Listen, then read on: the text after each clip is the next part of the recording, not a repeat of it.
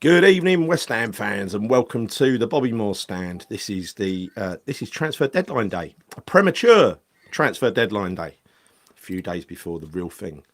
But we think we can. We've got enough foresight to kind of second guess what's going to happen. So I'm Gary, and I'm joined as ever by Chris. How you doing, Chris? I'm doing all right, mate. How are you? You good? I've had a hellish week, but it's had a good ending. But it's been a hellish week, fortnight actually. You know, that's the life. This is the career I chose. But hey, it's good when it ends this way. But if it goes the other way, I've been on the end of that as well. Not good. Right. So how about you? You know, you busy at work? Just a little bit, yeah. I'm Just exhausted, a little bit. mate. I'm exhausted. Yeah. You know, we spoke about this just now, right? But yeah, no, I'm exhausted. Don't really want to talk about work. I don't know why I talk about work already. No, let's forget about it. We're both doing this show tonight to put work to bed and talk about West Ham because we need a change of subject, frankly. Now, like every good transfer deadline day show, we have reporters placed outside of Chelsea looking to see if they can spot Chuck Waymer, and also outside St James's Park, hoping to catch sight of Callum Wilson with a suitcase. Nothing's been spotted yet. They've been pretty bored, in all honesty. Like, the best bit was when a Randy Labrador tried to mount a Yorkie, and it was never going to end well, right? And that brings us on to the transfer window. The transfer window, yeah. So the headlines that we've had today, let's go through them. So we'll talk about them in detail in a minute. Firstly, Pepe of PSV. Ooh, that was an interesting one put out there to catch a bit of clickbait, wasn't it? Evan Ferguson, not so clickbaity. I'll explain the Brighton side on that one, which is really interesting. All right. Obviously, Andre Silva being deadline day. Andre Silva jets in this afternoon to sign his contract if he hasn't signed it already. So it'll be probably have a house and a car already. Josh Landers. I actually mentioned this 3 weeks ago. He was on trial with West Ham and he's signed now. Announced as a new striker signing. Well, he's 17 years old. He's one for the future. Hopefully, he's very good. We'll see. And Christian Aslani from Inter Milan. I think I would wager that's another clickbait effort. Yeah. Chris, any first thoughts on those links before we dig into them? Well, I don't buy the Pepe news at all. I don't. Nah, of course I don't. It's not a bollocks. The only one that I think has got any kind of possibility of happening, I think, is Evan Ferguson. That one seems very, very likely. And you know my thoughts around Andre Silva. Don't want him, but you can pretty much guarantee he ticks all the boxes. He's injury prone. He doesn't score goals. He's at the tail end of his career. Sign him up. You know, so I can see that one get him as in. Well. Get him in now. It's going to be him or Callum Wilson, maybe both. We'll see. No, you can only have a limited amount of loans. Andre Silva's the one foreign loan that we're allowed, and you're allowed 2 domestic loans. And again, that brings us to Evan Ferguson. We'll talk about that. Hopefully, you learn a few things that you don't know already. Now you'll find all this news and more. Big headlines, plastered all across X and YouTube, and the fake news sites that clog up news now like there's no tomorrow. I mean, makes news now a complete waste of time. So unless you just take them out like I did. Proliferated largely on X by Wet Wipe and Mystery Shopper. Placed on who themselves have been placed on popular media outlets such as TalkSport and Sky Sports. I mean, it could be. It can't be. Wet Wipe's stunning personality or the fact that he represents the fans, but he's treated like a fan representative. Don't fucking represent me. Do you represent you, Chris? I don't even know who Wet Wipe is. No, I'm joking. No, he doesn't. It's just a load of bollocks, mate. I think that's just my new word now. Everything's just bollocks, really, when it comes to West Ham. I think you are. This is going to be your slogan from now on. Now, Yeah. So how do they get these births on TalkSport and YouTube? You might ask. I don't know who puts them there. We don't know. Where do you think their information comes from? Again, we don't know. We can guess. And why is there so much false positive nonsense put out there constantly, to make us look like we're busy in the transfer window? Again, I don't know. You can make up your own mind about that. Let us know in the chat. But I'd ignore him if I was you. And that goes for Fabrizio Romano as well. Or Fabrizio Romano, another fucking rumour. Bullshit rumour that he's put out. I mean, honestly, the stuff that he fucking writes now. He was good once. Now he clearly gets played. I think when it comes to West Ham, he talks out of his backside, doesn't he? He does talk out of his backside when it comes to West Ham, but he does. Let's be fair, he gets stuff right, but he also gets a hell of a lot of stuff wrong as well, particularly when it comes to West Ham. But these things work. That's he's putting that information out there for a reason. It ain't for his health. It ain't because he believes it. So let's just leave it there. Now, this may surprise you, but one channel I know are definitely not in this in bed with David Sullivan and his clan is Claret and Booze. If it was, I wouldn't have been there for 3.5 years, but it isn't. And I'm going to steal one of Nick's narratives today to one of these players I thought was very good and probably very accurate, and that is Pepe of PSV. Now, let me just say, started out with, we put an offer in for Pepe, right, this morning. PSV don't want to sell him. They made it clear. They definitely don't want to loan him. He scored a goal in the Champions League the other night. And it's like Sullivan saw him on telly, British Sky Sports. He scored a goal in Champions League. I'm going to put an offer in for that player. Probably sent a fax or an email there and then got on to his mate to get it out there in the media. We've put an offer in for Pepe. All the fans have been watching him now. Whoa, they'll be excited. That'll stir it up. Only this rumor was terminated later on savagely, as reports circulated again. They've got 2 stories for one out of this today. Build up the hype and then destroy it. Reported that West Ham's hopes were crushed because Pepe suffered a knee injury. Well, no, that's the only reason, wasn't it? Yeah, of course it was. It was the only reason. And it wasn't the fact that PSV weren't interested in doing business or selling him, even selling him, let alone loaning him. So again, it's just stuff that's put out there for the sake of it. I'm sure if you looked into it, you probably find he did submit an offer. It's probably an email well under, he knows they're not going to sell, so put in a crappy offer. It's going to get rejected, but we tried, didn't we? Talking of we tried, we're going to come to that later. So yeah, look, that's Pepe, and let's talk now, Chris, about Evan Ferguson. Now, this one has been going on since day one of the transfer window. We've covered him many times, haven't we? And we've kind of said that looking at his injury record, it doesn't really look like a player we should be gambling on. Have you changed your mind at all? No, I don't think I have.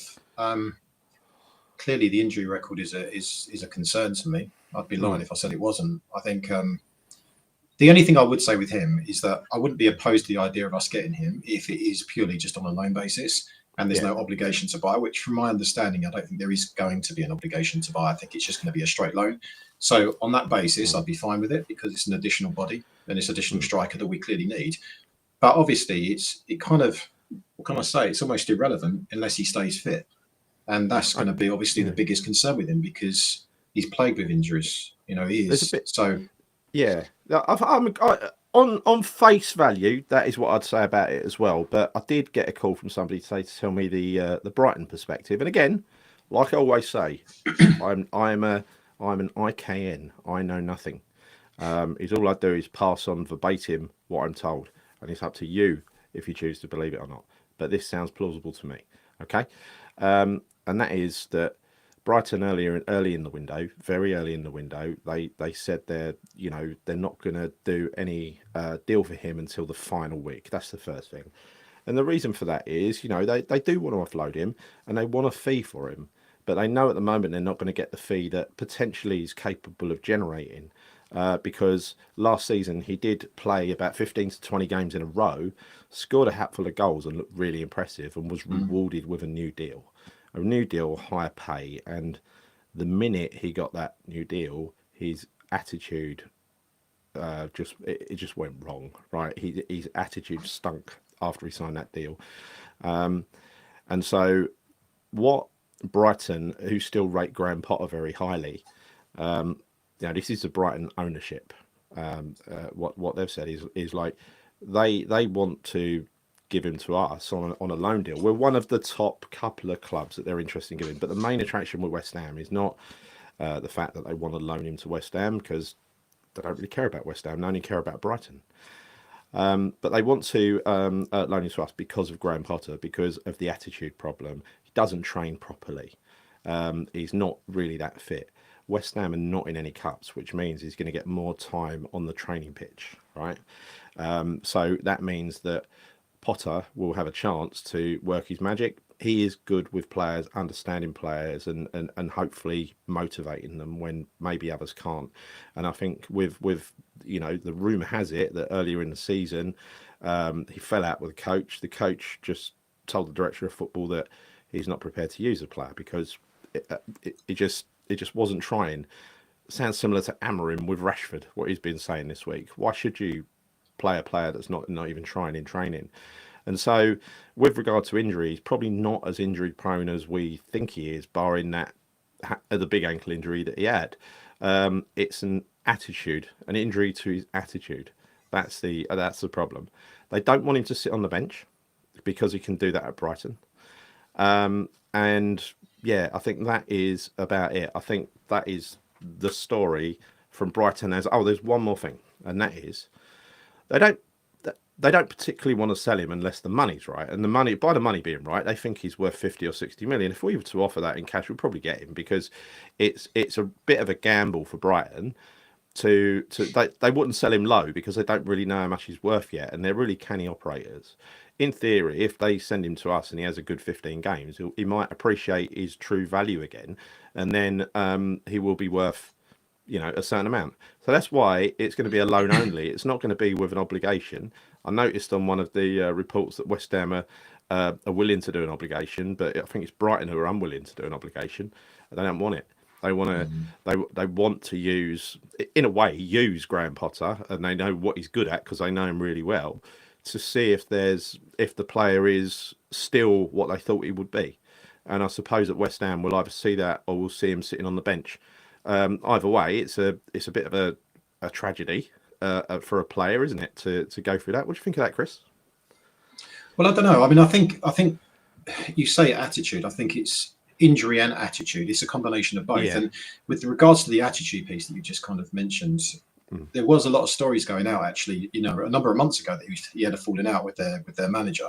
So, but that kind of, I don't know, it's almost like being forgotten a little bit. It's just purely been about his injury record. So whenever you've seen it in the news recently, I think that was the biggest worry for most West Ham fans, thinking, we're going to be signing an injury-prone player. But he has apparently had a fallout with their gaffer. So, it's a strange one really, because he's not proven himself. Like when you compare him to say like Marcus Rashford, obviously he's been playing a lot longer than Evan Ferguson has. Evan Ferguson had maybe 1.5 decent seasons, and that's it. So it's amazing if he really does have an attitude problem. Well, that's quite concerning because he's young. He ain't proven himself yet. He's done nothing really to suggest that he's going to be a top striker. He hasn't, not consistently anyway. Only for a season or so. That's it. No, correct. Having said that, sometimes you take a youngster out of their environment to somewhere else, it can have a massive improvement with new people around them and everything else. We don't know what relationship he had with the rest of the squad. We don't know the relationship with the coach. Might have been tense from the start. Who knows? But I think I think it's a relatively safe bet for Brighton to give him a try with West Ham because I mean, they know what Potter's capable of in that he's very good with the psychological side, and if there is a way of motivating this kid, I'm sure he'll find a way of doing it. He's a youngster. Don't forget, he's 21, right? That is a baby, really. So an attitude, if you got it on a 27, 28-year-old, I think it'd be very different to an attitude on a 21-year-old. So I don't think that worries me that much when you've got, a team at West Ham who seem to be all pulling in the same direction, a manager who seems to be, very sort of approachable and affable and takes an interest in each of the players, and surely he will with him as well. And also, you don't need an obligation with this, right? Because if West Ham, if he comes to us and he does really, really well, and his price goes up to somewhere where it was, if he's already got things going for him at West Ham and he loves it there and he likes the manager and he's bringing out the best in him like he did before, then, that was after. It wasn't part of that did that. I think he gave me his debut. He did not the big season, right? But he clearly knows him. And if you look at, this is the thing that really interests me, and it's the way Brighton operate in the transfer market, because if you notice, what they do is they bring in a lot of really young players and they put them into and this is the sort of thing that Potter wants to do, identify players when they're young, bring them in, maybe not pay top dollar for these players like Guilherme, bring in raw talent and they develop it. Maybe like Josh Landers, a 17-year-old we just signed from Hibs. Maybe that's the sort of profile we want. But what Brighton do that's very different to West Ham is they identify these players when they're really young, up and coming, and they engage with their parents and their coaches and the network around them, and they sort of watch them develop and they keep that contact. And when they're of a certain age, if they've achieved what they think they were capable of achieving, then they bring them in and they bring them into the system. And that's how it works with Brighton. It's not a David Sullivan style. Oh, that 18-year-old looks good. I'll send an email. Yeah, it ain't like that. One more thing on this deal. Apparently, Brighton said, the owner said, Tony Bloom said, he will not deal with intermediaries who are being put in the middle of the deal. He wants to deal directly with West Ham. And so apparently if that happens, the deal's dead. Oh, wow. Yeah. Okay. Interesting way of dealing with West Ham, isn't it? Well, yeah, it's a way. Well, I don't even know if that would work because you know how we like an agent. You know, Sullivan loves a bit of Salthouse, you know. Yeah. So or Silkman. But I honestly, irrespective of everything that you just said around attitude and him coming to West Ham and potentially Potter being able to get the best out of him again and maybe correcting him a little bit in terms of his psychology and mentality. I'm still not a massive fan of that guy. I'm not a massive fan of that, right? We've seen this shit before. I'm not saying that he's at the same level of arrogance as say someone like Ravel Morrison, right? But I don't think we should be taking on someone else's fucking problem. That kind of annoys me a little bit because if he has got an attitude problem, why should we be taking it on? I want players that really want to play for West Ham. I don't want to. Oh yeah, do you know what? Let's let West Ham have him. They'll try and sort his head out a little bit and maybe get a tune out of him, and then he'll come back to Brighton. He'll be good. But don't get me wrong. I want him. If he does come to West Ham, I want him to do well. I just don't like the idea of bringing in potentially someone that's got a bit of an attitude. But on top of that, it's not just that though, Gary. It's the injury thing for me is more worrying. The attitude thing, I don't really know how true that is, right? We don't know. It's probably a bit of speculation to some extent. And an attitude could be down to anything, Chris. It could be a falling out with one person that's had a domino effect, right? It could be anything, or it could be perception even. It could be perception. Yeah, well, I like I said, for me, the biggest thing would be the injury record. That would be the biggest thing because I suppose that with all due respect, West Ham is a bigger club than Brighton. It is. So he's going to be coming from a relatively smaller club to West Ham, which is a much, much bigger club in London, a lot more, scrutiny on the team, on the players than he will over at Brighton. So that's going to be a different thing for him. So potentially he's not going to necessarily think he's a big fish in a small pond. He's going to come to West Ham, where he's just another fish, right? And there's bigger players than Evan Ferguson at West Ham, make no mistake about it. He ain't a £50 million player for my liking. He's not. In fact, he's been devaluing year on year on year, based on the fact that he hasn't been playing much, based on the fact that he's been injured, and potentially because he's got an attitude problem. So he's insignificant in the bigger scheme of things if you compare him to some of the other big players we've got at West Ham. But my concern with him, it's always going to be down to his injuries. Going back to your question around would I be happy with him at West Ham? I'd be willing to accept it. Let's put it that way. If it's no one or Ferguson, then I'll take Ferguson. That's where I can stand with this right now. If it was the Ferguson from 3 seasons ago, I'd bite your hand off for him. Do you know what I mean? Because you could see like some raw talent, potential, scoring goals. He looked like he had the full package. But right now, I just kind of like, there's got to be other players out there. And that was always my biggest argument around all this stuff. For instance, you look at the player over at Bayer Leverkusen, like Victor Boniface. So that guy has. He's got everything that we would need in a good striker at West Ham that would succeed. He's strong. He's a fucking beast. We saw him play, when obviously Leverkusen were at the London Stadium. He's a quality player. And I know that he was linked to, a Saudi club. That deal fell through because they've now coincidentally gone, I think they might be looking at getting John Duran. So in theory, what we do know is he's potentially available, right? Well, he would be available if they were willing to let him go. Yeah. So if we've got 50 million to spend, which we fucking don't, we all know that. Yeah. If we did have 50 million to spend, well, you know what? Guess how much they're flogging him for? I think it's around about 40 million euros. Yes. No brainer. Yes. No brainer. Yeah. Well, I don't know. Why are we not going in for him? Because we're not spending money, Chris. Like I said because the other it's day, bollocks, mate. It's all we're bullshit. Not all this nonsense today. Like we've put a bid in for this and a bid in for that. Yeah, and the 43 million it was for Duran. Yeah, we ain't got the money because those bids are not going to be accepted. They're fake bids, right? Really, they're bids to feed the media. I know all this. We all know this, Gary. We all know this. But my point is, though, is that I kind of feel like if you really do have money, stop fucking around, right? With all these stupid, pathetic bids. No, we ain't got money. We ain't got money. I know we don't. I know we back don't, to, which is why, right? yeah, So you bid 25 million for, the lad last yeah, night, like Pepe from, who played against Liverpool last night. Well, they're not going to accept that. He's a young up-and-coming striker. yeah, Why on earth are they going to accept that? We're not stupid. So if you really want to prove that you actually do have that money, go and do it, which is why we know we don't have that money, because he won't go and shell out £40 million for a player. You'll bid less for someone like yeah, Duran, who's already been offered, they've already been offered a hell of a lot more than we offered them a week before. It's pointless. And it's just, that's why this week, and, when we did the show last Sunday, I think it was, and we specifically said, we're not going to focus too much on transfers. I've kept my eye on the news. I have kept my eye on the news, but it's all bullshit. Every single, and so I don't take anything out of it. Well, we've been speculating about certain players. The only one I can see is Evan Ferguson, mate, or Andre Silva. He's the only two players. Rex Motormundi is a victim of the Sullivan media machine because he actually believed we were in for Pepe. Of course we weren't, Rex. We weren't. That was paper talk. It didn't break our heart when he got knee ligament injuries because we didn't put a bid in for him. We might have done, but it was a known bid that was going to get rejected. Put it like that. All right, so you are absolutely right, Chris. But you got to think back to, again, this. I'm not teaching you to suck eggs, but you go back to the 15 years they've been here. When have we actually spent in the summer? We haven't spent in the summer unless we've been in danger of relegation. And we've even tried to skimp on that a few times, like with Avram Grant, for instance, right? When it's actually gone completely wrong. However, this is the funny thing.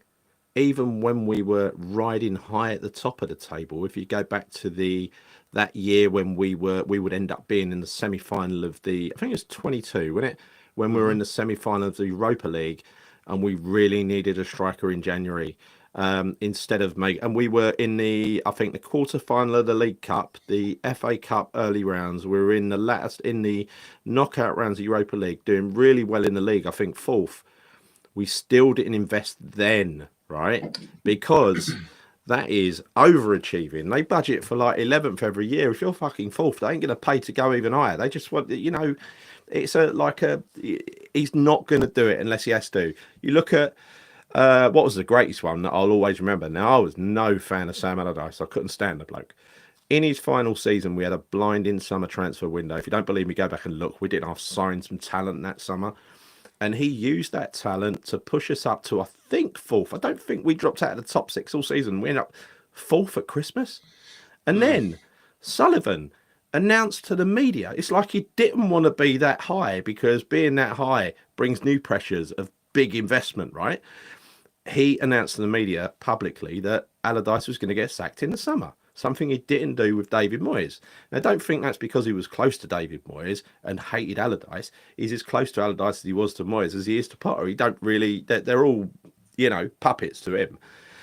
But he completely he blew the wheels off of Sam Allardyce's season that year and our season to the point where we ended up finishing about 16th or 14th. Gary, he's done it. He's done it in so many transfer windows. Listen, we've spoken about this before, and it infuriates me when I look back on this. But again, you've pointed out when we were in the the quarterfinals of the Europa League.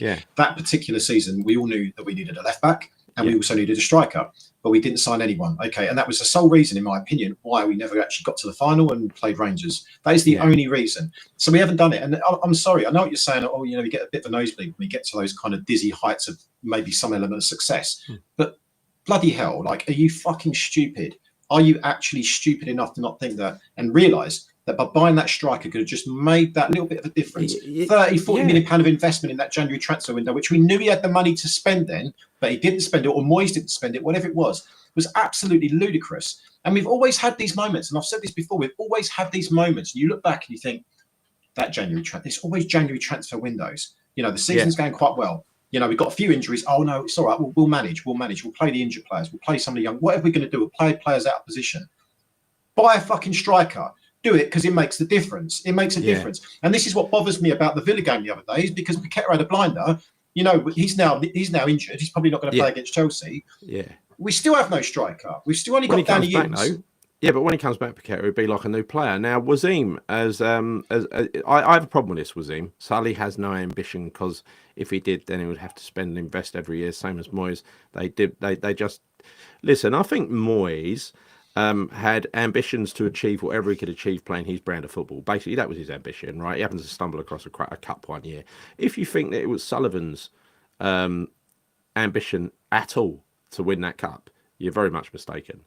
Why do you think he left Moyes in post? He left Moyes in post because he thought he was the best man to keep us up, right? Didn't go after the fucking Conference League, even though he took credit for it afterwards, or master stroke, and listen, those fans don't know what we're talking about, right? It's nonsense. He doesn't care about the cups one little bit, even though we do. Sullivan doesn't really care about football. What Sullivan cares about is vanity and looking good in the media and being a Premier League football club owner and having that profile. That's all he cares about. Don't really care how well the club does, as long as we stay on the gravy train. So the sooner people get their head around that, and the fact that, you know, when you say something like that, Wazeem, like, you know, Sully has no ambition. Well, he does, for Sully. That's his ambition. That's his ambition. His one and only ambition is for him to do well in life, not for everybody else or the football club or whatever. This is just another business to him, a business that he can, you know, exercise a load of power over a lot of people. Not that we're in his control, but because he runs the football club, we kind of, you know what I mean? He sets the direction for the thing that we really love. And that's a position of power that he shouldn't have, but he does, sadly, you know. But anyway, look, that is, let's go and talk about, we've done Ferguson to death. Now, Andre Silva, we know he's flying in on Monday. I'm not going to stop mentioning that because he definitely will be. He definitely will be. But look, I was looking through all of the different reports today, and I sort of, there was loads of clickbait ones and everything else in the 5 minutes that I had spare. But the thing is, it's all largely nonsense. It's largely nonsense driven by people who want you to follow them because they do this thing of this fear of missing out, where they give you the FOMO, where they give you a little bit of information. You have to follow them to get more information, right? It's so transparent. It's unbelievable. Don't fall for it. You know, plenty of places you can watch nonsense. In other news, as Chris just alluded to, Bowen should return for Chelsea. I'm going to Chelsea. You're going to Chelsea as well, Chris. Yeah, I'm looking forward to it. Yeah, looking forward to it. So, yeah, I've got a ticket. Thank you to Dodsey for that. Paqueta doesn't look like he's going to be playing. He hasn't trained this week. I don't know if he's going to, you know, they hadn't judged him yet, but it did look a bit sore the other day, didn't it? Oh, it's a bit of a worry. I mean, it's Thursday, mate. Do you know what I mean? So if he's not training tomorrow, I don't know when they're training next, but if he's not training tomorrow or Saturday, then you can pretty much rule him out. I'm kind of looking at it right now as if he's not going to be playing. I am. Yeah, me too. but Bowen will be back. So he was playing as a striker. I'd imagine Bowen would come in and play as a striker. Somerville still out. That's a bit of a worry, isn't it? Is he? Yeah, there must have been. I don't know about that, mate. I've seen him he was in all the training videos today. Was he in the training videos? Yeah, he was. Yeah, the only one that I couldn't see there was Paqueta. He was the only one that I couldn't see there. So no, he looked all right. He looked like he was training. So I would imagine that he'd be back. Whether he'd be on the bench or starting, I don't know. But I definitely think he's going to be in the squad. Was he steaming around at full speed, Chris? Was he steaming around at full speed? I don't know, mate. Do you know what? All I know is he's back, as is Mavropanos as well. So, you know, thank our lucky fucking stars for that. Having Dinos back. If he starts, honestly, I won't be. I want us to stick with the same defence we had, you know, against Villa. I don't think we should change it. I don't. Oh, I totally agree with you. I like the back five. As long as we've got a manager who knows how to play it. You know, that's the difference. I think we do. Sorry, bear with me a minute. I've just got to put the comments on somewhere where I can see them. So let's go through a few comments then, Chris. Now we've got to this bit. That concludes transfer deadline day, by the way. I've got nothing else to tell you. There's, you know, anything else, Chris? Any other rumours, gossip you picked up on today? Any random bullshit you want to share? Not really. In addition to what I've already spoken about, we said Andre Silva, we said Ferguson. Who else was there? Oh, you might as well forget about Brodbury. That's not happening. Although potentially that's still on the table, isn't it? It all depends. It all kind of depends on whether or not we're willing to take him on an obligation, right? But I don't think that's going to happen because Sullivan don't want to kind of shell out 30 odd million or whatever it is for him at the end of the season. I don't think he does. Who else? I think they offered it though. I think the deal without obligation was offered because. Yeah, you're right. You don't really want an obligation. You want an option on someone like that, right? Yeah. Because again, he does seem to be one of those. Again, the attitude problem. I don't know how true that is, but that's just something that you said. I think is that right? What's that? Sorry, say again. Robbie, that he's got a bit of an attitude problem. Did you say? Well, I've heard about it. I don't know how much of that is true. Again, this is the thing. Like, you know, I take a lot of this stuff I hear and read with a pinch of salt because I don't know the geezer. Do you know what I mean? I can speculate all I want, and I can read all these media, all this stuff in the press, but it doesn't necessarily mean it's true. In the same way, a lot of the stuff that we hear, whether Evan Ferguson has seriously got an attitude, but we don't really know that 100%. Of course, we don't. We get little bits of information. Doesn't necessarily mean it's true. I'm sure Graham Potter has not come to West Ham without his eyes being opened. Do you? I think he knows who he's coming to work for here, and he knows that he's not going to get enormous backing every transfer window. But he's a new manager. He should get relatively decent backing in the summer. We'll see, because that's the only way you're going to prove whether he's getting backing or not. But yeah, I agree. I mean, look, he refuses in the presser, right too, to not talk about other teams' players. That is the right thing to do. It's the default answer, isn't it? Can I just say something actually on that press conference, Gal? Something that did actually make me think. Right, so we've been talking about how the fact that we don't have money. Okay, it's all bullshit. Okay, we're putting out these fictitious and fake bids for players that we're never going to get because we don't have the money. But then Graham Potter is backing the board, which you would expect him to do because he's new in, he's obviously new manager in charge, whatever. But he's turning around saying the board couldn't be more supportive. It's very easy to sign players, but we're very, very specific about what we want to go for in terms of attitude. And there's a whole kind of host of reasons what they're looking for, which begs the question: if that's strictly true, so is Potter not saying that we do have money to spend on that basis by actually making that statement? Because he's not gonna say we've got no money to spend, is he? Because I'm pretty sure he don't know how much money they've got to spend at the moment. I mean, but he literally just arrived 2 weeks ago, right? Well, I'm sure he's got an indication, Gal. Come on, he's manager. He must have an indication of how much money probably we've an got. Indication for the summer, right? I don't know how much they would have allocated him for the. I'm inclined to think that maybe a couple of loans was what he agreed to here, because you look at the squad, it's not the worst squad in the world, is it? And I think this is right, actually. This point that you made earlier about really training him up to be better for his parent club. I sort of agree for that. I agree with that. And the one thing I didn't like about what I heard, which is the similar sort of thing you hear when a youth player goes on loan to a club, is like you send a dossier with them about how they're going to train, all that sort of stuff, right? So that they're treated in a specific way. I don't know whether that's just a normal thing that happens with loan players or not, but that's apparently what's going to happen. And they want detailed feedback on him and stuff like that. So again, it feels like a bit of a youth team loan, Yeah, it's exactly like that. That's how I feel, and I don't like the fact that it's almost embarrassing for Brighton to be loaning us a player so we can give him back to them and he'd be a better version. Yeah. But like again, I want to go back to this whole Potter press conference, because I know you're saying, he's gonna say things like that. He's gonna back the ball, but he said it on a number of occasions in that he doesn't have to kind of really kind of do you know what I mean? He doesn't need to say it that much. Ball have been brilliant. They've been brilliant. They're supportive. Blah blah. It's like, well, just all you have to say is, look, we're trying to find players right now, but we're very specific in terms of what we're looking for. But to turn around and the board are really supportive, they're putting it all out.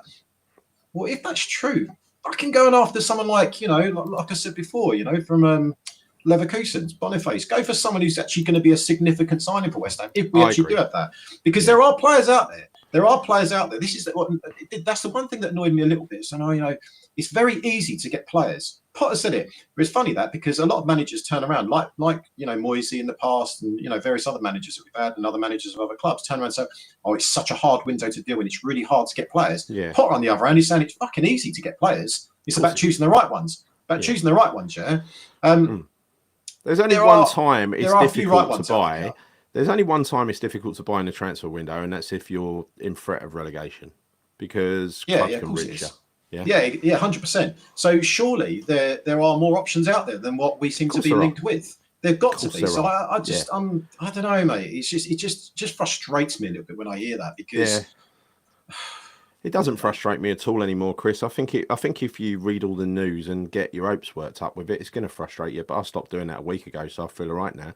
Duran. Now, this is something that I always thought about him. Danny Jordan. Thanks, Danny, for the comment. Duran, we dodged a bullet. We could be dealing with another Arnautovic within a season.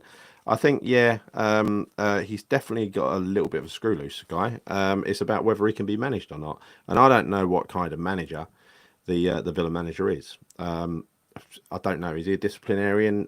Because if he is, that sort of approach probably ain't going to work. I don't know. I don't know. I mean, did we dodge a bullet? I don't think we dodged a bullet, because we would have paid what, 35, 40 million if we would have, well, we could have signed him for that, couldn't we, in the summer? I don't think that's necessarily dodging a bullet, because the reality is, even if he had a bit of an attitude problem, you can guarantee we'd have scored goals and we could have made our money back and then some, you know, on him at the end of the season or next season. So I don't think we dodged a bullet. That was a missed chance, in my opinion. I kind of agree with what Rex has got to say. I only want loans, no buy until the summer. That's the squad pot to build on when he's seen what we have relative to next season, and that includes the loan, the youth players, and Potsy just coming back. He's got to assess that whole situation. Yeah, I agree. When they come back, before we make signings, and if we do commit to a 35, 60 million pound straight, imagine we put down a loan with obligation for Ferguson for 60 million, for instance, right? This is where I think it's stupid. If we did that, and we'd have a 60 million obligation to pay out after a certain amount of games, and what if he turned out to be utter crap? Then we need another striker, but we're stuck with a 60 million Carlos, who's probably got an ankle injury by then. Yeah. So don't rush into it, is what I'm saying. I think in the summer, I expect him to evaluate it based on the merits of what he has for the following season. If we do it now and spend money now, we could fuck up next season before we even start.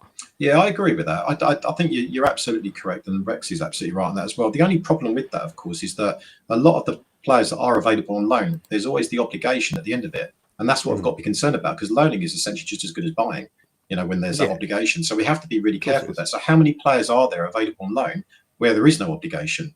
I don't know. Well, I don't know. If a player is a good player, you would think that the obligation would be something the club didn't want to give, which is apparently what Brighton don't want to do, because they're just unsure. They don't know how good he is. Craven says, because he's recovered from his injury quicker.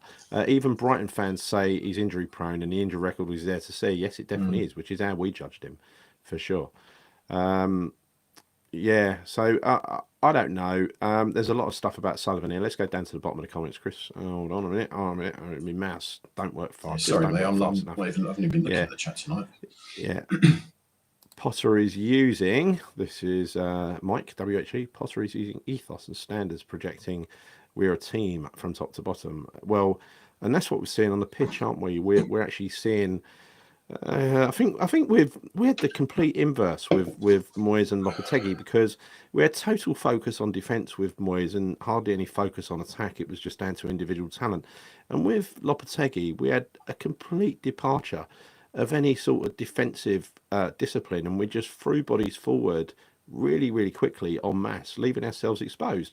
What we got now is when we push forward and we go on those attacks, number one, we don't lose the ball unless we absolutely have to, right? If you take a gamble and it don't pay off or something like that, we recycle it if we have to. We'll go all the way to the edge of their box and recycle it rather than give away possession, because possession's important, you know. But always when we hit on the break, we've got a strategy for players to come back and cover. So far, we're not being exposed anymore. Opened up, you know. No, we're not. We look a lot more opportunities. No, we look a lot more organised now than we have all season. I must say, and I think even despite the fact that we still play a relatively high line, we still look much more organised, and defensively we look a lot more. Yeah, we look a lot stronger. Yeah. David says, season's dead, ain't going down, ain't going to Europe. No, we're definitely not going to Europe, that's for sure. Not unless it's a low points finish, and we might sneak in, but not on 3 out of the 4 last seasons. It's taken 60 points, and last year I think he got 56 or something like that. So we're not doing that. Take him on loan for the rest of the season. Next year, you know what he needs. Yeah, absolutely. I think people are agreeing on this now. Robbie is definitely not in London. Mark says he's up front for Ajax tonight. So maybe he'll bang in a hat-trick, and tomorrow Sullivan will tear out that erroneous contract and invite him. Do you know what, though? Having said that, do you remember when we signed Kudus? He played, I think, in Europe about 2 days before, scored a hat-trick, and then he joined West Ham, didn't he? Yes, he did, yes. So Claire says, it's Cupcake, Claire, the only mod tonight, running solo. Well done, Claire. Tough job. We won't get Delap. He's going to be getting offers for. This is some people in chat saying they want Delap, like we did, or you did. Offers from likes of Liverpool, and we aren't paying that kind of money. Yeah, I think he will. There will be a lot of big clubs interested. He does have the raw materials, doesn't he? It depends what kind of money they'd be looking for him at the end of the season, because the only way they're going to let him go is at the end of the season. They wouldn't do that because they're almost confining themselves to relegation if they do, because he's their star man. Yeah. But realistically, how much is he going to be costing at the end of the season? 40 million? Shouldn't really be that much more, surely. They paid 20 million for him. They paid 20 million for him in the summer. How much more is he worth now? 40? It depends, doesn't it? I mean, he's actually a proven Premier League player. If his form falls off a cliff from now to the end of the season, you might pick him up cheap because, the Arsenals and Liverpools and all them, they want players when they're operating regularly at the peak of their abilities, which is why Kudus was such an interesting proposition last year and he got attention because he was doing it game after game after game. Yeah. That is why that's the players they buy. That's the market they shop in. We get players who do it, really, really do it once every few games. Yeah. We don't have the consistency, do we? No, no one has been this season. That's the difference between a really expensive player and an expensive player, isn't it? We may end up with a Gerd, Zuma, JWP, Cornet back, but we need to be clear. Deadwood. Have a look at some. Potter may deem unusable. It's really small. This I'm struggling, so I'd rather not buy till the summer.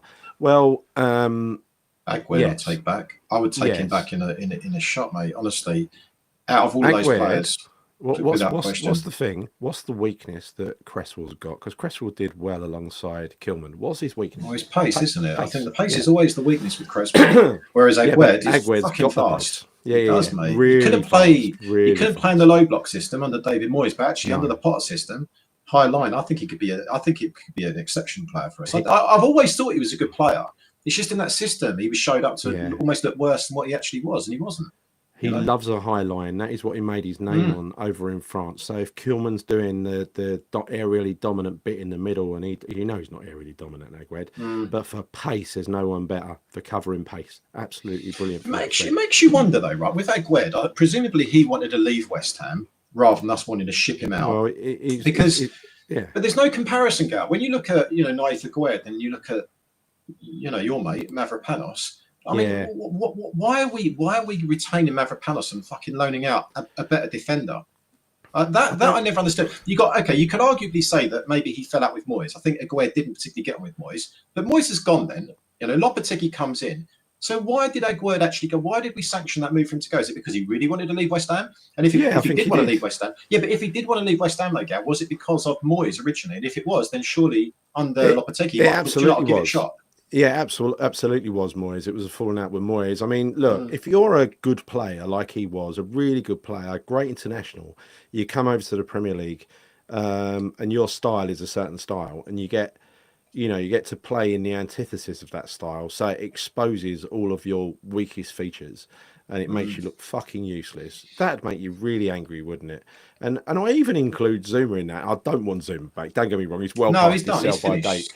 Well past his sell by date. But the guy couldn't run last year. So how the fuck can you give him a job that sometimes relies on him running, right? Yeah, he can barely walk, let alone run, unfortunately. Louisa says, mid-table mediocrity is all Sully wants, relying on returning players and some youth plug the gaps until the summer. Yeah, I don't think he's going to have a choice with Potter to choose where he finishes. I think with other managers, he's basically controlled the ascent and descent of that team through his investments, right? If he buys, they go upwards. If he doesn't buy, they go downwards. It's a very simple thing to do, right? Very simple. I don't think that kind of logic is going to work necessarily with Graham Potter because he is going to make the best of what he's got, and it's very likely it won't take big money.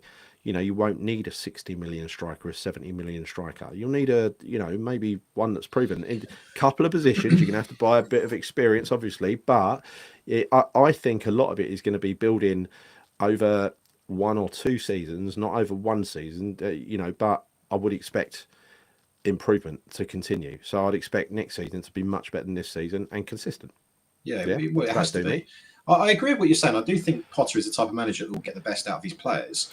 But I would also kind of counter that by saying, let's not get too excited because, Aston Villa is a prime example of this, right? He had a makeshift defence, he had a makeshift attack, and we played probably our best game of the season, or certainly the best second half of this season, right? But we can't really kind of get too excited by that because I think we need to judge him over the course of the next 10, 15 games. Then you can see how good he really is at getting best out of this kind of depleted and makeshift squad that he has right now. No, we can't really judge it too soon. I mean, I'm delighted by the game on against Villa, but I want to see it'd be really interesting to see how he does against Chelsea with the same kind of makeshift defence again.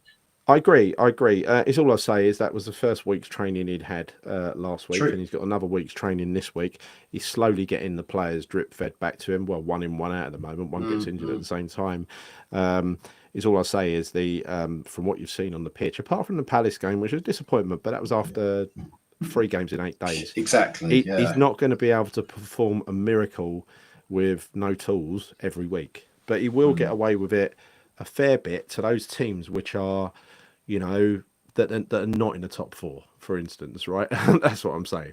The teams that are right up the top there, like Arsenal, even to a point, where are Chelsea now? Are they still in the top 4, Chelsea?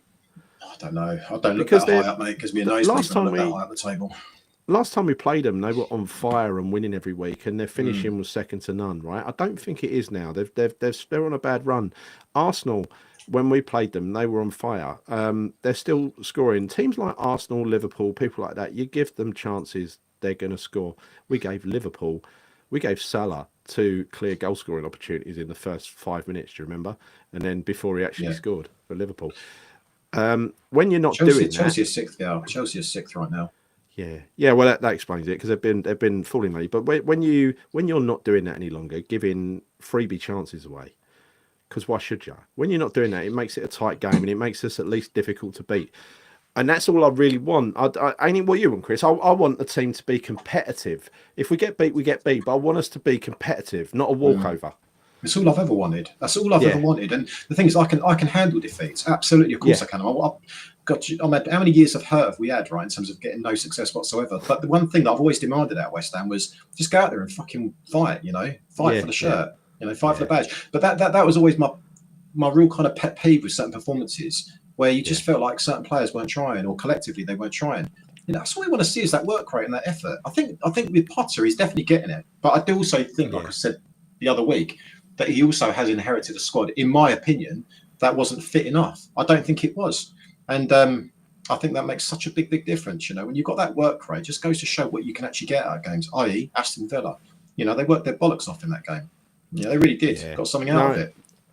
They did, and we dominated that second half. I mean, it was a defensive change, I think, forced upon them that helped open up the space. But nonetheless, them's the breaks, right? You sometimes going to go for you, sometimes against you, and largely it's been going against us this year, injury-wise. Right, so Randy says Potter will still want the right signings and will use McCauley. Why is that behind that? Bloody hell. I can't even read that word. It's hiding behind something. Go on, Chris, read it out for us. We're reading that. Potter will want the right signings and we'll use recommendations. We'll use McCauley's recommendations to Sullivan, but Sullivan needs to back them both and try to fix the mistakes of the summer. Otherwise, that's it for him. I've got to change screen on here and make this bigger because I just can't bloody read it. It's mad. Hang on. But obviously that's right. Again, the summer, Randy, and is kind of when we're going to see the wood for the trees in terms of, is he being backed? Yeah, logic says he'll be backed as much as other managers. I don't think he's particularly picky about who he backs, to be honest. Gary, can I just point out one thing actually? And I think you said it in your video that you put out yesterday around investing in players, and how obviously each league position is probably worth the equivalent of about 3 million. Yeah, okay. Yeah. So put the money to a side for 1 second here. There is a distinct possibility and quite a high chance that even down to 9th place could secure European football this year in terms of getting into the conference league. That's different. That makes it different. Yeah. Well, this is the thing, right? So I thought it was 8th. I thought it was 8th. No, if it's 9th, it's different. It could be down to 9th based on various things happening. Yeah. But even 8th, right? We could feasibly still do that. We could absolutely do that if we made a significant signing, but someone that is going to really add something to the team of what we already have. Whether that's a centre half or more so a central midfielder and a striker. Yeah. If we could make those 2 signings, the season's not actually dead, because if you look at the league table, Gal, it's still pretty wide open. It actually is. But and I know Chris, that. Yeah. I'd need to, there is something. Someone pulled me up on the comments in my last video, because honestly, I knew this. I've done the maths already, but it's pretty stark when you look at it, because we've got 15 games to go. We're on 27 points, right? Yeah. If it's 60 points for 8th place, that means you need 33 points. That's 11 wins out of 15. Yeah, I know what you're saying. You're not going to do that with a striker. But if you look at the league table at the moment, okay, irrespective Yeah. of what history says, that if you get to 60 points, for instance, you get into Europe, we get 8th position, doesn't necessarily mean that's going to be the case this year. You know, if you look at the league table right now, we're on 27 points, right? We sit in 14th place. If you look at 9th, okay, that's Brighton. They're on 34. Okay, you look at some of the teams we're playing. A lot of the teams that we still have to play are in and around those spots between 6th right down to 12th, 13th. So actually, it is quite possible that we still got to play Brentford. We've still got those games to play. So look, I'm not trying to be like totally unrealistic here, but you do realise that if we got a strike and we beat some of those teams in and around those positions, it is quite possible to do that. I mean, it really is. Oh, of course it is. Let's have a look. I mean, the fixtures are quite pleasant, actually. I mean, we start off with Chelsea away, then we've got Brentford at home. You know, I'd say that's winnable. Chelsea away, we could get a draw there. Arsenal away, probably a loss. Leicester at home, that's a win. Newcastle at home, that could be a win. Could definitely be a draw. I don't think we'll lose. Everton away, I think that's a win. Wolves away, definite win. Bournemouth at home, definite win. Liverpool away, definite loss. Southampton at home, definite win. Brighton away, draw. Tottenham at home, definite win. Chris, Tottenham at home? Oh, yeah, it's a banker, mate. Yeah, absolutely. Yeah. Man United away, we're going to lose that. Tottenham, Nottingham Forest at home, their bubble would have burst by then. Home win, easy. Away to Ipswich, win. So if you look at all that, you know, call me Mr. Optimistic, but you know, I'm quite optimistic for that fixture list, and I do agree with you. If we did make a little investment, or at least bring in a couple of decent loans that he wants and he can use in his system, then it might give us that little push because the fixtures are favourable. They are, apart from maybe 4 very tough away games, I think. Yeah, look, I mean, I know some real tough games in there, and you could say, oh yeah, Man United lose, Arsenal, all those games, but you actually don't know. We don't know, do we? Right? We don't know. But all I genuinely do believe is that if we did have a goal scorer, you know, someone that is going to score goals rather than depending on our midfielders, which we always tend to do at this moment in time, and we also plug that gap in midfield and have someone in there with a bit of energy, I think it could make such a big difference where suddenly we could be talking about that. You know, we could be talking about the possibility of finishing the top 8, 9. We could do that. A few wins on the spin, mate. It all changes. I will say that the people on News Up Mother Brown are typically genuine. Okay. So Tyler Moulton. Who's that, for God's sake? Tyler Moulton. Someone tell us. We can't do ad hoc player investigations, can we? Well, no, we do it right now, right? I'm having a look. So hold up. He plays for Liverpool. Oh, yeah. The youngster. Yeah. That was reported earlier as being potentially a deal. Is that that's a loan on it? Well, he's a defensive midfielder, yeah. But where is he at the moment? So he was on loan last season at Hull. Why defensive midfielder? We don't need one of them. Well, this is what he's saying. Well, I don't know, mate. I don't know. Oh, unless he's a very leggy defensive midfielder. I mean, that's a bit of a random one. I've not heard about that link, to be honest. I've not. Is that what X is saying, or is that where'd you get that? No, from? It was on X. It was on Knees Up Mother Brown, which can be a decent source. So Vold X Josh, strange name. I think we give Casey a shout in the pot system. Yeah, look, his time will come. I think he's very concerned about it. He knows what it takes to get a player from an academy system into a Premier League side. He won't delay that or ignore it like the other managers, but he will follow a certain path. And if he thinks they're ready, they'll get their chance. Believe me, he will. Gary, where the hell? Right, sorry, I'm just trying to get my head around this. Right, if that's true about this Tyler Morton fella, why? Yeah. Right, why? Like, okay, I know we need a midfielder, but he's a defensive midfielder that has played a chunk of games in the Championship for Hull, like 34 games last season. Yeah. Sounds a little bit similar to, Potts for me. So why are we not bringing Potts back rather than bringing in Tyler Morton from Liverpool on loan? We can't bring Potts and back. then send him back a better player. I know, but we could have done. That's my point, right? Yeah. I know we could have done. So why are we looking at him now? Like that doesn't make any sense to me. If we're talking about a box-to-box midfielder, which by all accounts he's not, he's a holding midfielder. That is his key position. Where's the logic in that? So we take a player on loan from Liverpool. What, we send him back at the end of the season when he's actually got better? I don't get that at all. Same as Ferguson. So, I don't feeder club. Honestly, it's ridiculous. Yeah, maybe we are. I don't know. I don't see the sense in it myself, to be honest. No. If we were missing, if we had a void in the middle, now we do need certain players, but defensive midfielder ain't one of them, right? What happened to McAtee from Man City? Yeah. Oh, he's not going to go anywhere. Comment, I think no. I don't think he's that, not I going don't to go think that's anywhere, a real mate. story ever, right? And I don't know. I can't comment on whether this geezer from Liverpool is a real story, but it don't smell right. Something don't smell right with that one. Randy said Craven. Oh no, they're talking amongst themselves. I wish they would. I wish they wouldn't bloody talking amongst themselves. I've got to get something that allows me to see these comments in much bigger font, right? So McGee and Dewsbury Hall. Dewsbury Hall. Yeah. Don't know. I don't think that was happening either, to be honest with you. I don't think that one's going to happen now. X said the opposite. Oh dear God. Right. Okay. Stephen, I would say if Guido or Irvin would leave them, Morton would come in. Yeah, there was a rumor earlier again. Can't say if it's real or not, that Irvin was getting interest. We had the one the other day about Blackburn saying they want a deal. They want him on loan, and if they get promoted, they'll buy him. Yeah, right. We'll keep him. Buy him when you get promoted. Gal, that Tyler Morton thing, yeah. So I'm just looking at it now. So TalkSport reported it about 3 hours ago. They're considering a move for him. It was on TalkSport, so it's probably been fed. It's probably been fed to TalkSport, and it's probably bullshit. All right. Well, I mean, there's a few others. There's a few other outlets appeared on TalkSport as well. If it first appeared on TalkSport, doubt it. Especially, you remember that one? There was a story the other week for a player where it was only on TalkSport.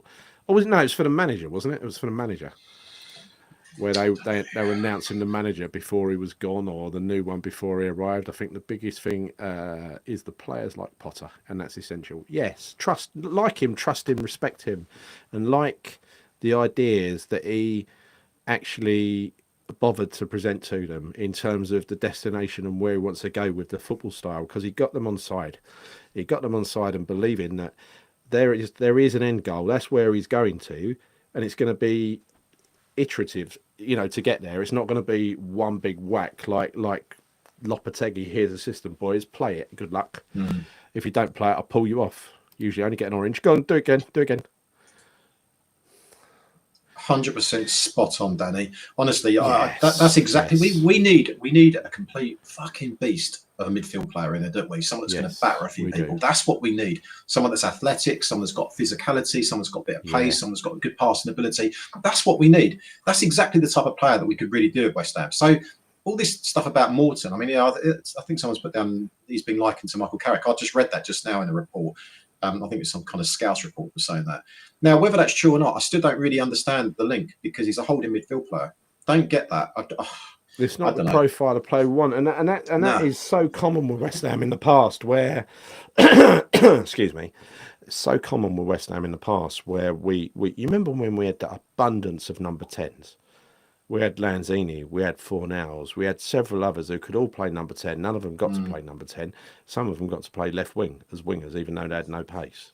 And then got told they were crap for not being able to play left wing. Well, that was never why they were bought. They were pretty good when they used to play in their position.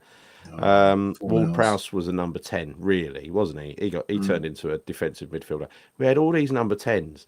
Well, why not buy the players? Listen, it's not even about the position with Potter. It's about the capabilities of the player and whether they're adaptable to playing the roles that he wants them to play. And it ain't about you're a left winger, you're playing in this little box marked left winger, because that's how our past two managers have operated.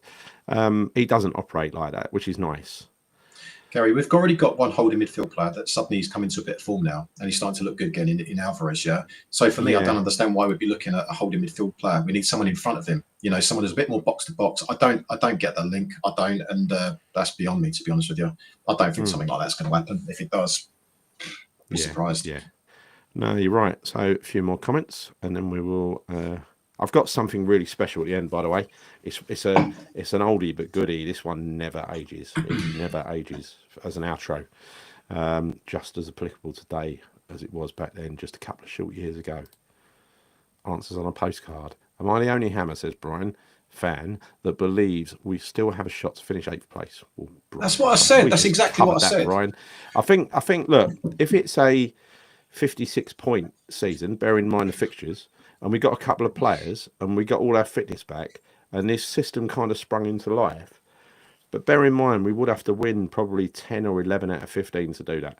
and that's a lot of wins. All right, you could do it with 9 wins and 3 draws, but you're still only losing a couple of games, and that's a tough ask when you consider the. But we have only got 1 game a week now until the end of the season. I think. I don't think there's another week where we've got two games in a week. Is there? I don't know, mate. I'm not sure. I haven't looked at the fixtures in that respect, Yeah. but yeah, I would agree with Brian. 8th or 9th, I'd say probably more so 9th is a possibility. Absolutely, I don't disagree with that at all. But it all hinges on the fact of whether or not we actually go out and sign a couple of players. So presumably we won't. So no, it's not going to happen, unfortunately. We're certainly not going to reach 8th or 9th place with Andre Silva up front. Let's put it that way. Yeah. Or Andre Silva as a season ticket holder, which is probably more than likely going to be the case if we sign him up. Yeah, true. So yeah, let's have a look at this comment here from Robin.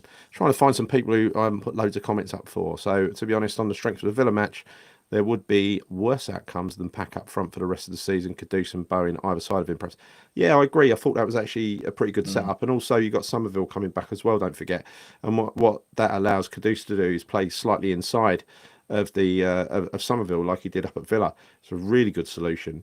But I think we might not have Paqueta this Monday, right? Yeah, I agree. I mean, I think if he can play like that again, I mean, Christ Almighty, I think that'd be incredible.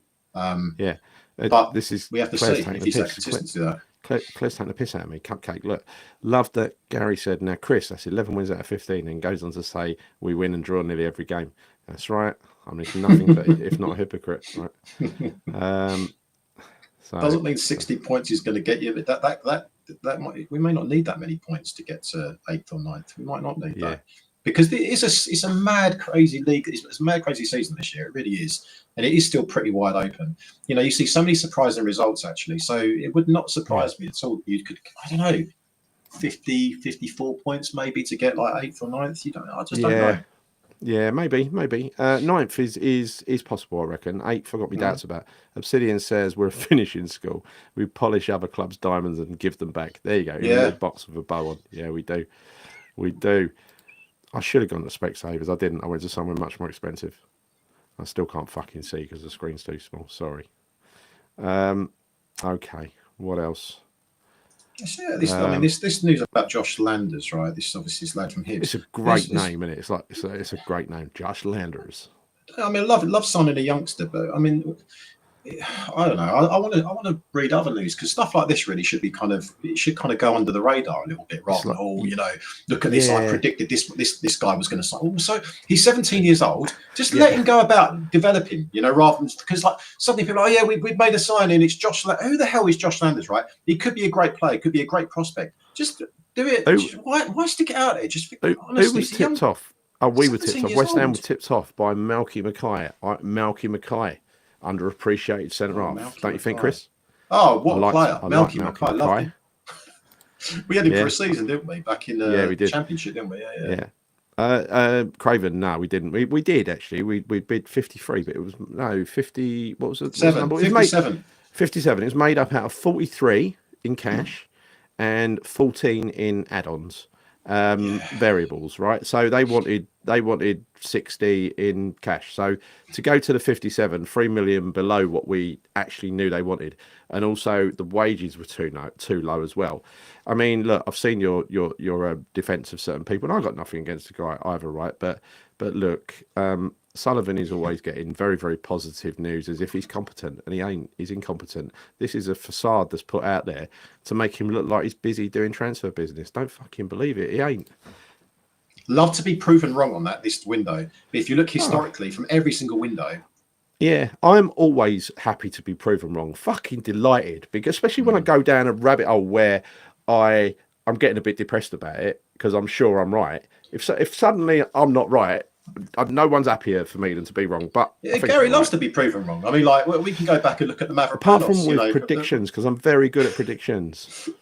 Also, one of the very few people to do a draw last week. Don't you forget about that. I forgot about that already. I want to talk about Mavropanos. So you rated Mavropanos scale. No, I didn't rate him. I said I rated him as raw materials. A great god that he is. Massive structure. Little bit of pace, not much. But wins a lot of ground battles, dominant in the air. But unfortunately, he's got a faulty concentration system. I don't know how to fix that. I don't know whether you can or not. It's a shame not to strengthen the squad as Europe. Yeah, I think there's a chance. But remember what I said earlier.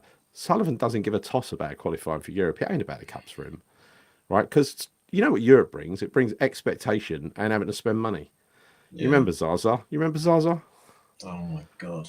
Yeah, Oh, that was yeah, the that was the year that that Slaven Bilic broke Sullivan's heart and qualified for Europe, and he had to go out and spend money at the same time as moving into the new stadium. I was just so upsetting that year, honestly. With all the strikers we were linked with, we ended up with Zaza. I know, a goal scoring record as good as bloody, I don't know, centre half. Do you know what I mean? It was just what the fuck. I know. He features in the video in a minute. Chris says, Rex, good to hear the academy doing their thing without Sullivan interference. Also, forwards is what the academy's weak spot. Well, yeah, we traditionally don't produce strikers. Yeah, well, we're just got that guy in from Scotland, and that Callum, what's his name, is Marshall. on loan. But yeah, I don't know. I've got to take more of an interest in Callum Marshall. I do. He scored a few goals. He's scored a few. He's played for Huddersfield, isn't he? He's scored a few goals, but he's also finding himself on the bench quite frequently. I think the only players that really seem to be getting game time on a regular basis are probably Potsy. You know, he's playing obviously week in, week out. Earthy seems to find himself on the bench quite a lot as well, which is a shame. I forget the other guy. I forget the other player that's out on loan as well. But yeah, it's a shame actually because you want them to be getting game time, don't you? Does anyone remember, says Joe, what old style transfer windows used to be, and when they run from, well, it didn't used to be transfer windows at all. You could buy a player in the middle of the season from anyone at any time for any price. That's when I was growing up, and then they brought the transfer windows in, and I think they've been largely the same since summer and winter transfer window. When did they bring that in, Gal? I don't know. I think it was about 15. I think it came along with the Premier League, didn't it? Or maybe it came in before. I don't know. But, what about the year when? Do you remember the season when we signed Hartson and Kitson? Were there transfer windows then, or did we just literally were we allowed to buy players at any point in the season then? I can't remember what I had for dinner tonight. How do you expect me to remember that? Yeah, I don't know why I'm asking these things. Yeah, I know. Yeah, I can't remember if there were windows back then. I can't actually remember. Someone in the chat will know. Someone in the chat will know. So Marshall, says Trudge, is behind the two strikers they spent money on this month. Yeah. Okay. Fair enough. Are they challenging then? Bristol. Who? Sorry, it's not Bristol. Huddersfield. Yeah, Huddersfield. I don't know, mate. I'm not sure, but at the end of the day, if he's not getting into that team, you know, it's always a question mark, isn't it? I agree with that. Got the ability. I agree with that. I think if we put one of our kids out on loan, part of it has got to be they get a certain amount of game time. If they're not, we should be able to recall them because they should go out on a team that does need a player like that. There's always, it's transfer window. Of course, the teams that are struggling need players, and they'll probably play them as well. So yeah, I think it's a bit of a waste, really. This is their development time. This is exactly what it is. Well, I imagine that we do, though. I would imagine that we do, and I think even so, if you look at Earthy or people like Callum Marshall, I would imagine that we do have kind of clauses where we can bring them back if they're not getting game time. But maybe the fact that they are still in and around the first team more than they would be at West Ham, I suppose that is still good for them in some respects. Yeah, I agree. This is about. Hold on. Could Skulls? That's this one here. Be the number 8 I've been looking for, said Dallas Winston. I don't know. The number 8? Where you been looking? You've been looking at left back. I don't know about that. Skulls? Well, no. Didn't he get... Was it Skulls that was getting some games in midfield? Where? What, for the youth team? Yeah. I don't know. I thought he was always playing left back and left wing. Well, sorry, left wing back and left back. That's what I thought. I think he was playing in midfield at some point this year. I can't remember where, though. Wickham have asked, what's this? Wickham have asked if we will sell them Kadua. Oh, this must be doing quite well down there as well, then. And Marshall started the other night, says Mark Pendleton. Skulls is too good at crossing to be played as a number 8. Well, you got to be good at passing as well, I suppose. Was he on the left wing? I said, I don't know. And look, we're going to come to an end in a minute. I remember the sensational stories of John Fashioner and Kerry Dixon spread all over the back pages, coming to save West Ham, loads of fake news even back then. Yeah, I know, but we didn't have social media. That was just a few newspapers making it up, wasn't it? Didn't even have TalkSport back then, did we? What's the chat think we're going to end up with here? We had talk about gold. That's what we had. Oh, yes, he's been playing midfield, you see. 1548. Do you remember that? 1548. Yeah, I remember that. He has been playing midfield. I knew that. Thank you, Dan. Thank you for proving me right. It's always nice to be right, isn't it, Chris? Roger Cook said, yes, Gary, I think he was playing midfield. Roger thinks I'm right as well. I'm pretty sure someone else said it, not you. Yeah. I'm pretty sure someone else said that he played in midfield. just love being right so You much. just love jumping on the back of someone else's midfield, information. 21s, cut off 3 times right. That's a lot of credit. Right. Okay, so look, let's leave it there. I've got a treat for you now. You might not have seen this for a few years. But this again comes from Canning Town Len, because I love his stuff. Go to canningtownlen.com for all of your West Ham paraphernalia. He does artwork, even personalised artwork. You know, you'll find something you want to buy. If you have not yet subscribed to this channel, the Bobby Moore Stand, please could you subscribe to it? It would be most helpful. Give the video a like, please, and hit the bell notification icon. Don't forget, canningtownlen.com. Chris, any final words before we go to a legend in video making? No, I'm good. The only thing I was going to ask before you rudely, interrupted there was I wanted to ask the chat, just put a quick number in the chat in terms of how many signings you think we might make between now and the window closes, just very quickly. I'm really interested to see what people are thinking. That's a good thing to end on. That's a good thing to end on. I'll tell you what, I'm going to put in the overlay. That's a competition set by Chris, running for a couple of minutes only. Go on, put your numbers in. How many signings? Don't need to say loan or whatever. How many signings we're going to make before the end of the window? I'm going 2. 2? Oh, okay. Yeah. I'm going to go 2. I'm going to put mine in there. Host, look, that's me. I was going to do my usual prediction of 3-1, but I can't do that. It's not got 31 signings. Yeah, 31 signings. I'm going to go with. I'm with you, Gal. I think we'll make 2 signings as well. Yeah. Max. 1, Roger. 0 says Don. 1 from. God, it's loads, isn't it? Craven 1. Andy Blood 1. Don Logan 0. Oh, there's a lot of zeros. There's another 2 in there as well. It agrees. It's moving too quick for me, Chris. Come on. Moving too quick. Oh, it's 1s and 0s. -1. We're going to lose 1. Robin says we're going to lose 1. 1 out. 1 out, none in. 2 loans, says Rex. Trodge. Yeah. I think it's between -1 and 2, but I think the spread is coming in. I think it's coming in at 1 as an average score. Right, so one other question on top of that. A little thing from there. This is typical of what Canning Town Len can do. He done a great pull track at my great granddad Leslie. That's the sort of thing he can do, right? Whatever you ask him to do, he'll do, and he's very good at doing that stuff as well. Very creative. With regards to those numbers as well, the other thing I'd be keen to understand what the consensus here is. If people are saying 1 signing, do we think it's going to be a striker, a midfielder, or a defender? I'd love to get I'd love to get people's opinion on that, because I honestly couldn't even call it. It wouldn't surprise me if we don't get a striker. Would not save that for next time, Chris. Save that for next time. But let's just turn off the overlay, and now I'm gonna bring you one of, well, I think the best Canning Town Len video that I'm going to use for an outro ever, and I've used a lot of them lately. But I love this one because it's so true of the current time. Because what Sullivan and his cronies do at this time, as they've always done since they arrived, is they put on a facade of doing stuff. You know, what's going on in front of the curtain is very different to what's going on behind the curtain. They use a lot of razzle dazzle, a little pixie dust to make it seem like something's happening when it ain't. And that's why I love this video so much. So Chris, thanks very much. See you soon. See you everybody. Thank you, Chair. In fact, I'll call it Chair. Claire, the mod, Cupcake. For doing all the work tonight, while Matt didn't. Thanks for all the comments, and thanks for watching. Here we are, Canning Town Len, Razzle Dazzle, coming your ends.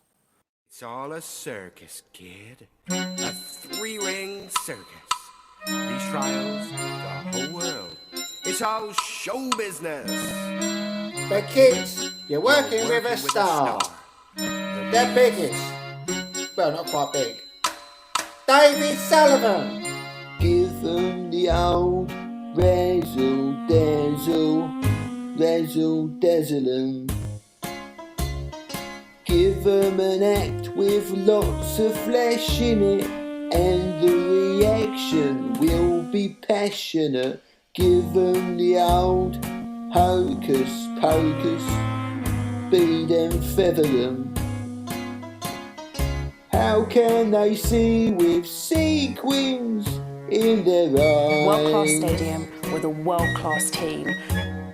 What if your hinges are all rusting? What if in fact you're just disgusting? Similar distance. Razzle dazzle them, and they'll never get wise.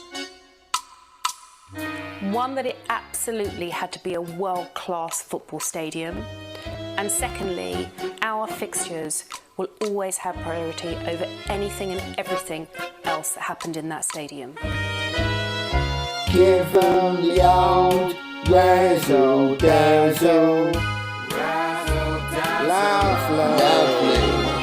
Give them a show that's so splendiferous. Row after row will grow vociferous. Give them the old flim flam flummox, full and flatulent. How can they hear the truth above the roar? We couldn't score against Astra fucking Go-Go! Throw 'em a flake and aim for an eagle. They'll never know you're just a bagel. Dazzle, dazzle, and they'll beg you for more. When I said you could trust us, that we would deliver a world-class stadium where the seats were close to the pitch, where there was a roof that covered those seats. Give them the old razzle dazzle. Razzle dazzle 'em. Max is the days of old Methuselah. Everyone loves a big bamboozler. Give them the old 3-ring circus. Stone and staggering. When you're in trouble, go into your dance. Lovely. Though you're stiffer than a gooder, they'll let you get Away with murder. razzle dazzle, and you got a romance. Give them the old razzle dazzle, razzle dazzle. Give them an act that's unassailable. They'll have to wait a year till you're available. Double whammy. Give it a double whammy. Daisy Dizzying. Show 'em the first rate sorcerer you are. Surrounded and jostled, the two co-owners. Long as you keep 'em way off balance, how can they spot you got no talent? Razzle dazzle, Razzle dazzle. razzle dazzle, and they'll make you a star.